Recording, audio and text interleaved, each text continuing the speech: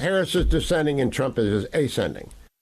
And this is borne out by compilations in the Washington Post, the New York Times over the weekend. Real Clear Politics, average of polls. I'm hoping to get John Ellis on later today. Polls in one place, John Ellis.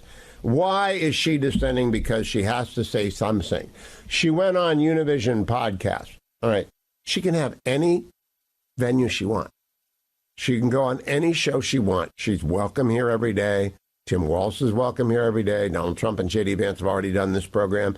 She can go anywhere she wants. She goes on a podcast I literally have never heard of, Euphoria Radio with Edna Angel Baby Chapa, and says this inscrutable bit of word salad, cut 19. Vice President Harris, still people believe that he can handle the economy better. What would you say to them that are listening to you right now? How could you change their minds that you could do it and even better? Well, you should look at what I've accomplished thus far. The work that I've done, for example, that has resulted in Latino small businesses growing faster in this moment in history in these last 3.5 years than ever before, has a lot to do with the work that I have done to build up community banks and put more money into community banks so that those dollars can then get into the community and small businesses. Goldman Sachs, which is a very highly respected financial advisor and leader, has said that my plan will increase the gross national product and the GDP, and that Trump's plan would actually lower it. So these are objective analyses by some of the smartest economists in the country and in the world. And I just have to say this, is that you also have to look at this guy, he talks about being so rich. He inherited hundreds of millions of dollars from his father and went bankrupt 6 times.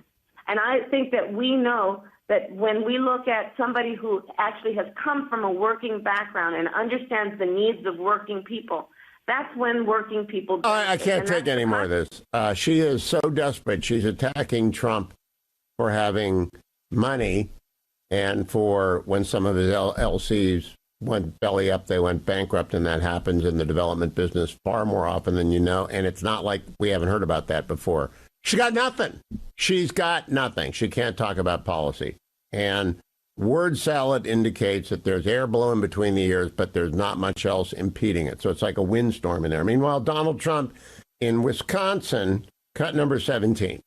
To every citizen who's sick and tired of the parasitic political class in Washington that sucks our country of its blood and treasure, November 5th will be your Liberation Day. November 5th this year will be the most important day in the history of our country, because we're not going to have a country Voting anymore. has already begun. That's the key thing. And whether you're in Georgia or Pennsylvania or Nevada and Arizona, in Wisconsin and Michigan, voting has already begun. You Pennsylvanians, you can actually start voting, I think, in person in a week.